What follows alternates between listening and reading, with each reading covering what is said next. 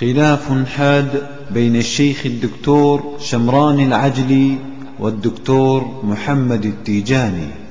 في السقيفة استشهدوا بالنص العري. مثلا أمس الدكتور حسين الشامي قال المشكلة في الذين حضروا، لم يستشهد أنهم قالوا، ما قالش أنهم هم استشهدوا أو أخفيت، لكن قال كان هناك ناس متآمرون على الإمام علي ولذلك لم يريدوا أن يعني أرادوا الإسلام. يعني كانت هناك حجة أخرى. هي مش ما نقول تآمر، ما نقول تآمر. أنا بدأت في حديثي قلت هناك تياران في أصل الرسالة. تيار فهمنا نريد النص يا شيخ. هو مبني، أنا ليش بدأت فيه؟ عشان أبني عليه. طيب تفضل. أنا بدأت فيه. طيب أنا عشان أبني عليه. إذا هذا السؤال الرئيسي جاوب عليه في دقائق حتى نعترض للأستاذ. تيار يؤمن بالنص وتيار يؤمن بالاجتهاد.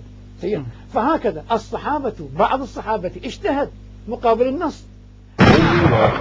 وحتى المسعود. هل قرأت في الكتب ما قاله الدكتور شمران أن الأمر مجرد اجتهاد؟ لا، لم يقل أحد من أئمة الشيعة، من علماء الشيعة، لم يقل أحد منهم أن هذا كان اجتهادا منهم، ولكن فضيلة الشيخ يريد يرتب الجو. بل قالوا هذا غصب للخلافة، ولذا سموهم الجبت والطاغوت. هل تأذن لي بأن نسأله بس في النقطة دي؟ تفضلوا. دكتور شمران، نعم، ماذا يقول جمهور العلماء والكتاب الإمامية في أمر السقيفة؟ أنا سمعت منك قولا لم أقرأه في الكتب، يعني هل هم على مذهبك في تأويلك أم أن غالبيتهم على مذهب آخر في تفسير ما جرى؟ فعلماء هذا المذهب ماذا يقولون؟ يقولون منهم السيد العظيم عبد الحسين شرف الدين الموسوي، نعم، في كتابه النص والاجتهاد. نعم. النص والاجتهاد يذكر ذلك، وفي كتابه المراجعات يذكر ذلك، النص والاجتهاد، وكتاب المراجعات يذكر أن هذا اجتهاد. نعم. اجتهاد في مقابل النص، ويأتي بعدة أحداث وبعدة مواقف يجتهد بها أو فيها الصحابة مقابل النبي. نقطة. النقطة الثانية أن النبي لا يجتهد، النبي مش مجتهد، المجتهد هو الذي يحاول استنباط الحكم الشرعي من الأدلة التفصيلية. استنباط، هو يجتهد، هو يستخدم. يا عباد الله، يا مسلمين في كل أنحاء العالم، نعم. ما هي السقيفة؟ السقيفة معروفة عند كل بيت عندنا في قفصة وفي تونس وفي العالم أجمع. ماشي قصر مؤتمرات ولا نادي اجتماعات. السقيفة حاضر فيها سعد بن عبادة ومعاه 3 ولا 4 من جماعته، وحاضر فيها بشير بن سعد الأنصاري عنده 3 ولا 4 من جماعته. هم لما سمعوا بالمؤامرة أن قريش ترفض الإمام علي قالوا إذن نحن أهل البلد احنا أولى بالخلافة من أي واحد، وإذا ما حبوش المهاجرين نطردوهم من بلادنا. هكا كان الأمر. وبعد ذلك عمر هو اللي بايع أبو بكر. طيب أنت لا تتكلم عن مؤامرة، عن مؤامرة وجدت لي. أنا أتكلم عن مؤامرة بالفعل فعليا، لا أخشى من ذلك لومة لائم. طيب يا دكتور بس أحب أن أوضح للدكتور التيجاني أنه يرفع هذه الكلمة، كلمة المؤامرة، يجعل عنوان الموضوع مش المؤامرة. يعني أنت لا لحظة هذا قد تؤدي، هذا رأيك، قد تنعكس على المسلمين في العالم. لا لحظة، لا تنعكس على المسلمين في الأقطار العربية. يا دكتور فليرفع هذا المصطلح، يا دكتور لا تخشى، هذا عنوان آخر. دكتور هذا أنه اجتهاد وهذا أفضل. يا دكتور شمران، يا دكتور شمران، لو تجوز لك ثانيا لا تخشى. شفنا بحمد الله على أن هناك مؤامرة دارت قبل وفاة الرسول صلى الله عليه وسلم وبعد تنصيب الإمام علي عليه السلام في غدير خم، والرسول صلى الله عليه وآله وسلم كشف هؤلاء المتآمرين لحذيفة بن حديث الدكتور التيجاني، نعم، هو اجتهاد في فهم التاريخ. نعم، اجتهد في فهم التاريخ، والتاريخ لم أجتهد في فهم التاريخ، أنا أدز نصوص قرآنية ونبوية ومواقف بطولية لفاطمة وعلي وكل الصحابة حبيبي. لا أجتهد أنا يا أستاذ أرجوك. ما تقول اجتهد التيجاني، ما اجتهدت أنا، ما قريت عليكم إلا النصوص الثابتة. لا تضيعوا الجلسة بالتهريج. التزموا بالوقت وإلا أسحقكم جميعا. لا لحظة، التزموا بالوقت. لحظة تفضل. فأنا أقول أن الدكتور التيجاني هو اجتهد في فهم التاريخ، أمامه أحداث تاريخية حقق فيها وتوصل إلى نتيجة هو يراها بهذه الصورة، بهذه المؤامرة.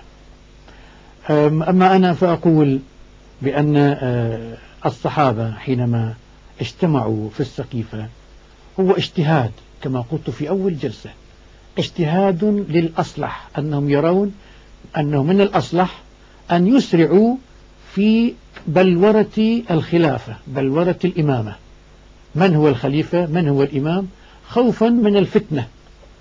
لذا حينما ردت الزهراء عليه السلام عليهم قالت ألا في الفتنة سقطوا. فإذن هو اجتهدوا بأنه هذا ضد الفتنة، يجنب المسلمين الفتنة، فلنسرع في بلورة الخلافة قبل أن يرتد الناس وقبل أن يحدث ما يحدث في الإسلام.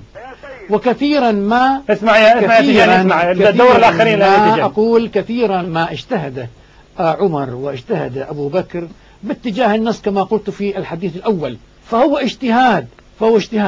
فبعض يعني إذا كان التيجاني يرى أنها مؤامرة، هذا اجتهاده فهم التاريخ. طيب أنا فهم النص. أريد اجتهادك. هل كلام التيجاني ده مثلا أنا عارف، أنا دا أقول أنه اجتهاد فهم التاريخ، اجتهاد فهم التاريخ صحيح ولا غلط؟ والتاريخ حدث. هذا صحيح ولا غلط؟ لا أنا لا أقول توافقه كل يجتهد فهم التاريخ. توافقه أم تخالفه؟ المجتهدون متعددون. طيب هل توافق هذا الاجتهاد؟ أقول اسمح لي أنا لازم، أنا مهمتي كمان مش محاكمة، هي مش محاكمة، مش إيه أو لا، مش نعم أو لا، مش قبلته ما قبلته، حتى نقول هكذا. هذه النقطة. النقطة الثانية، نحن النقطة الثانية لا يمنع ذلك، لا يمنع أن نجتهد في التاريخ، لا يمنع ذلك. أنا مضطر أسألك. الصحابة كل الصحابة بقدسية يا دكتور شمال الله يرضى عليك، من البحث التاريخي. دكتور شمال الله يرضى عليك، أنا عارف. لا اسمح لي أكمل. لا أنا حقدك أدعك تكمل، لكن طبعا مهمة الحوار أن يدور الحوار في النقاط المحددة. اسمعني، لا يوجد أحد على هذه المائدة منعك من تقول أي شيء، وقد قيل يعني قال التيجاني الآن كلام واضح، فأنا أريد اجتهادك أنت، لأنه لو أخذنا بنظرية البلوشي مجتهد والتيجاني مجتهد وانت مجتهد وانا مجتهد وكنا مجتهدين، ما في لازمه للحوار. لا كل اجتهاد. لا انا فاهم. لا نحن الان نقلب الاجتهادات. لا يعني انا ملزم بان اوافق التيجاني. طب عندي راي خلاف. هذا عقيدة الشيعة، لما لا توافقه؟ حينما أقول لا هذا الذي يقوله عقيدة الشيعة الاثنا عشرية الرافضة منذ 1000 عام. لا أنا هديك فرصة كاملة، لأنك لو قطعت الآن حسبها من وقتك. لا هذه ليست عقيدة الشيعة بأن هذه مؤامرة. أقول هذا كلام التيجاني ليس كلام الإمامية. لا ما في، مش عقيدة الشيعة. يعني كلامه مخالف لقول الشيعة؟ مش مخالف، بس أقول هذا اجتهاده. يعني ما هذا لا يستقيم. أنا أقول وراه. نعم يا تيجاني. أعطيني كلمة خرد عليها الشيعي هذا اللي يتكلم. رد. أنا ما تعرفني، أنا ناتر. رد. أنا إنسان حيادي، لا شيعي لا سني، نقول الحق. هذا الشيعي يستعمل في أسلوب غير منطقي، يقول التيجاني يجتهد، أنا ما اجتهدته. لم أجتهد، أنا جبت لكم نصوص من القرآن والسنة النبوية على لسان رسول الله وكلام علي وكلام لم تذكر مصدرا واحدا، وكلام سعد بن عبادة وكلام عمر نفسه. لم تذكر مصدرا واحدا إلى الآن. أين مصادرك؟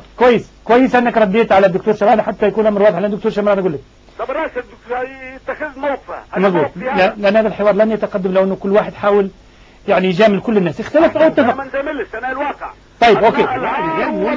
طيب الآن الدكتور تيجاني، دكتور تيجاني تجيبوني عليها مرة أخرى. ويكفي أن جنابك تقول إن الصحابة اجتهدوا في مورد الناس. دكتور تيجاني في البداية يترضى عنهم، ثم يقول يتآمرون، ومن قبل غيرك قالوا أصحاب مصالح. هذا التناقض بينكم دليل على أنكم لستم بشيء. لو كنتم على شيء لاتفقتم بالكلمة. وأنت تهدف الإصلاح.